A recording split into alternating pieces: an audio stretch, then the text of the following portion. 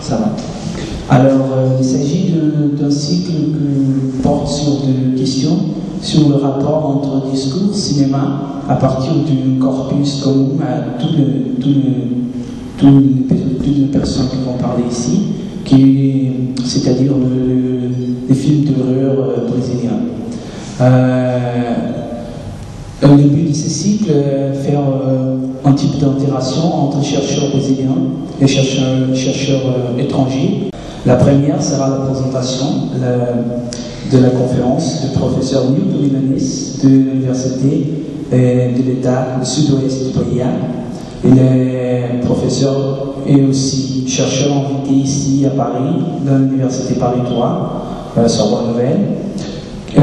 Dont le titre de ces conférences, c'est Galerie des monstres brésiliens, la possession du corps. Bonsoir à tous. Pour commencer, je voulais dire que ce cycle d'édition des films, en vérité, n'a pas commencé ici, en France, mais a commencé au Brésil, dans l'université où je travaille. C'est UES, l'Université d'État du Sud-Ouest de Bahia. Et ça fait déjà plus d'un an qu'on travaille sur ce thème, en vérité beaucoup plus d'un an, peut-être deux. Mais on a un premier résultat dans l'université l'année dernière, en mai, où on a eu un petit cycle d'horreur, sexe et horreur, les corps dans les années 90. Et bon, donc tout a commencé là-bas avec ces projets que j'ai développés. C'est un projet de recherche qui est devenu mon projet de recherche dans le cadre de mon stage postdoctoral ici à Sorbonne Nouvelle, qui est supervisionné par le professeur Jacques Courtine. Bon, le titre que j'ai donné à ma conférence, je préfère dire que c'est une communication, s'appelle La possession du corps, petite galerie des monstres brésiliens. Donc par là, je ne sais pas si c'est le mieux titre pour une communication, mais en tout cas, c'est la condensation des idées que je voulais travailler et vous montrer pour parler un peu de monstres, avec une peculiarité que c'est cette peculiarité d'être des monstres brésiliens. Donc, je vais vous présenter des formes de voir et de manières aussi de voir ces monstres avec cette singularité, c'est une singularité nationale brésilienne. Bon, quand je pensais à ces thèmes, et pour parler de monstres, la première chose qui m'a inquiété, c'était comment je vais faire la sélection de ce corpus. Alors, il y a tant de choses, on a tant de monstres, universellement, on peut le dire, et tant de monstres brésiliens, comment est-ce que je pourrais faire un découpage et inclure quelques-uns, exclure des autres? Qu'est-ce que je vais faire? Bon, la première chose que je me suis dit, bon, je n'ai pas besoin de parler des monstres que les gens vont déjà parler dans les conférences. Donc, et ils seront exclus. Après, j'ai pensé à des monstres, en fait, qu'on pourrait le reprendre par l'année 70. Et j'ai trouvé dans ma mémoire quelles étaient ces images des monstres quand j'étais petit. Bon, j'étais petit, j'ai dit quand j'étais un enfant, dans les années 90, c'était ça. Et j'ai pensé aux monstres dans la littérature et les monstres dans le folklore, les légendes brésiliennes.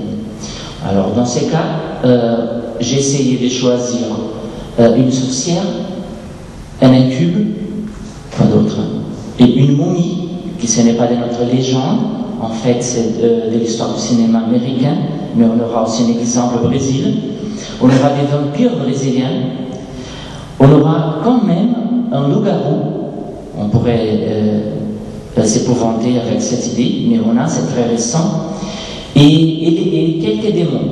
Alors, j'ai aussi un tout petit démon, on va voir parler un tout petit peu. Donc, c'est 6 ou 7 exemples de petits monstres, chacun dans une catégorie que je voulais vous montrer. Bon, dans mon titre, il y a ces mots-là, c'est des monstres, monstrueux. Alors, c'est une chose qu'on doit parler. Qu'est-ce que c'est le monstrueux? Qu'est-ce que c'est le monstre?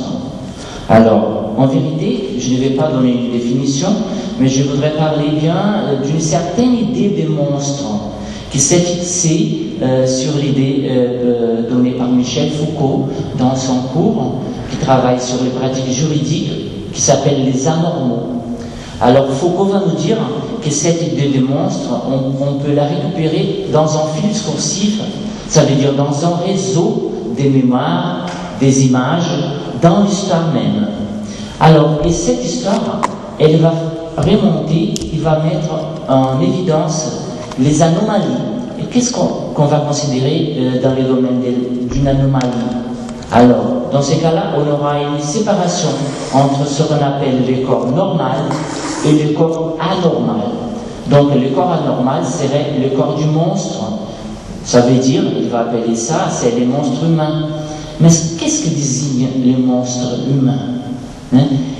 Dans ces cas-là, on voit une voie, c'est très important pour nous pour connaître les monstres, ça va commencer par une notion juridique. Ça veut dire l'idée des monstres, elle est dans une notion de la loi. Alors, quand on va transgresser une loi donnée socialement, on est là dans un domaine de la monstruosité. Dans ces cas, les monstres, il va démontrer en négatif l'usage de la norme. Les monstres vont nous dire ce qu'on doit pas faire. Alors, dans ces cas, on est dans une idée juridique, je répète, mais dans une idée de la loi, dans les sens les plus amples qu'on peut connaître. Alors, on pourrait aussi penser, ouais, d'accord, mais qu'est-ce qu'il y a les corps un avoir dans tout ce mélange des lois, des contraventions, parce que le monstre aussi, c'est cette idée, il va être la contravention de la nature. Alors, qu'est-ce que c'est la nature? C'est ce qui n'est pas dans l'ordre du jour, essentiellement quand on dit.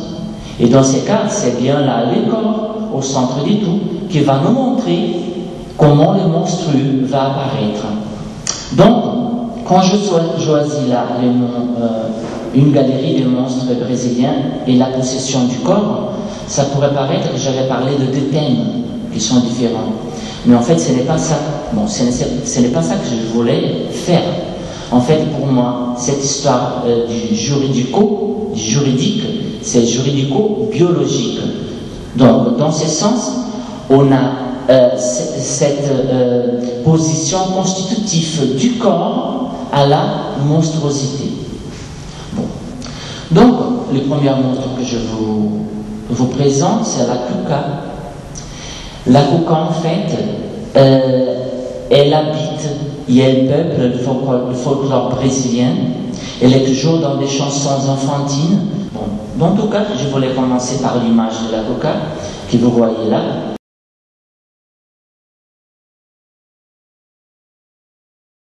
Elle a un peau de crocodile, mais elle a les attitudes d'un être humain.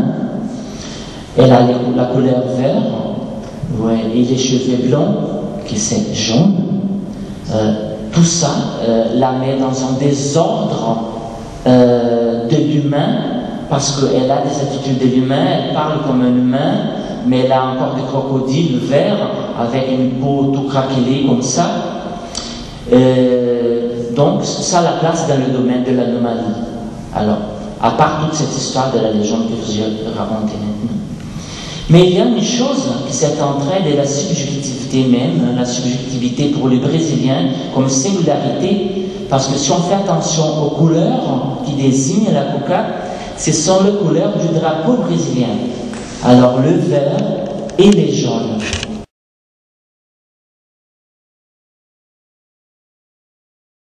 Dans les cheveux et dans la peau. Donc, là, on a la production d'un sens qui remet la Cuca et qui nous dit la Cuca est brésilienne. Le comportement de la Cuca, la sorcière de ce monstre humain, elle représente les Brésiliens. Mais dans quelle façon? Et on sait bien que les couleurs et les sens ne sont pas figés du tout. Parce que les sens, ils vont changer, être flexibles. Et le sens va se construire pendant la relation d'une personne qui parle à une autre, dans un temps spécifique, dans un moment de l'histoire. Dans ce temps-là, je dis que Le vert et le jaune de la coca, en fait, ça va nous remettre aux Brésiliens, au drapeau brésilien. Mais quand même, quelles sont les significations pour ces verts et ces jaunes dans les corps de la coca? Pour ça, on doit voir et vérifier ça dans un contexte, un petit extrait qui va nous apporter quelques éléments. Quels sont ces éléments? Ces éléments qu'on va voir à partir de la série télévisée va nous montrer un lexique de la coca qui est entouré par toujours des méchancetés et des choses qui seraient considérées par des choses qui sont mauvaises. On va voir une scène dans cette séquence où la coca est dans une baignoire et elle dit qu'elle prend un bain de pollution. Alors, elle va se préparer pour commencer son jour pour faire ses méchancetés. Alors par là, pour cette première scène, alors on ne peut pas la comprendre toute seule, on doit la comprendre dans l'enchaînement avec les autres scènes. Alors la scène suivante, qu'est-ce qu'elle va faire? Elle prend son bain, bien sûr, où elle sent des sensations de plaisir, mais cette sensation de plaisir dans son bain est donnée comme un plaisir qui n'est pas accepté, parce qu'elle est un monstre. Alors le plaisir est placé dans un lieu duquel pratique une désordre social et qui n'est pas historiquement accepté. Parce que son bain, qui est un plaisir, est un bain de pollution. Et là, c'est une contravention de la loi, de nouveau. Alors, une des choses qui va capter les éléments, comme j'ai dit, c'est être contre la nature.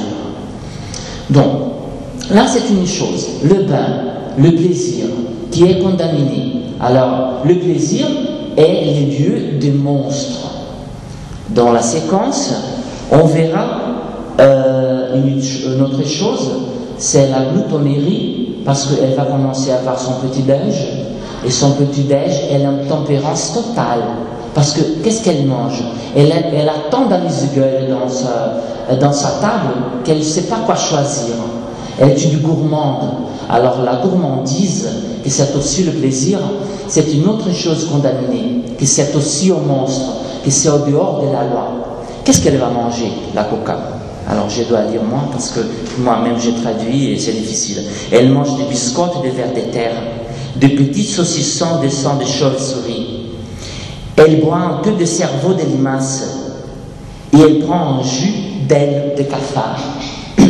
Bon, à part ces monstruosités et des choses qu'elle va manger, alors on pourrait comprendre qu'on a 3 filles là-bas qui sont condamnées. C'est l'essence du plaisir qui est prend comme la saleté. Donc cette histoire de la coca, que c'est un monstre, qu'est-ce qu'elle nous dit? Ça dit pour les Brésiliens, allez les Brésiliens, vous ne pouvez pas vivre le plaisir, parce que le plaisir, c'est sale. Alors là-bas, on voit dans cette production télévisée qu'on a un contrôle, un gouvernement de l'autre qui essaye de contrôler le plaisir et la façon de l'individu en relation à ses sensations. Donc je vais vous montrer et on va écouter l'extrait.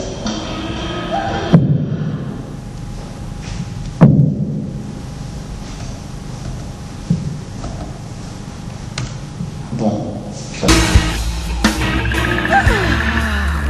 Eu mereço, como mereço, nada como um bom banho de poluição para começar o dia cheio de maldades.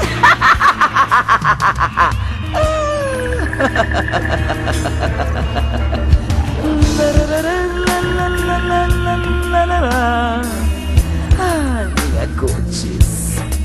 Aqui, aqui.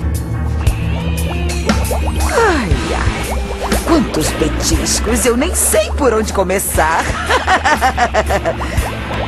torradinhas com geleia de minhoca ou salsichinhas de sangue de morcego. Chá de cérebro de lesma. Ai, que delícias, que delícias. Ué, onde está o meu suco de asa de barata? Como disse Anastácia, saco vazio não para em pé.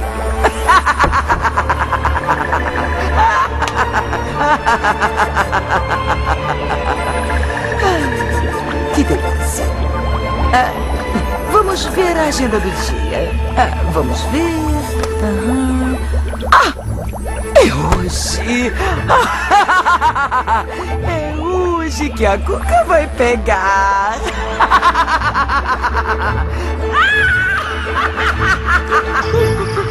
Bon, qu'est-ce qu'on voit ici?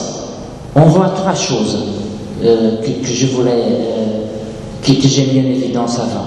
C'était la peau, la diététique et le rire. Tout dans un domaine du plaisir, qui est compris dans un domaine de l'intempérance. En vérité, c'est la création d'idées du non-contrôle du désir. Donc là, on n'a pas seulement un trait identitaire qui se réfère aux Brésiliens, mais comme j'ai dit avant aussi, qu'est-ce qu'on a? C'est pas une chose qui est du nationalisme, d'une singularité d'un seul peuple. C'est une chose qui nous touche à tous. C'est le sujet, ce qui est condamnable, ce qui est pour être coupable, c'est désirer et sentir plaisir avec ces trois choses. Donc, et tout ça, c'est dans le domaine du gouvernement. Alors, l'idée qu'on a là, c'est que la Cuca n'a pas le gouvernement de soi. Et qui n'a pas le gouvernement de soi peut être contrôlé.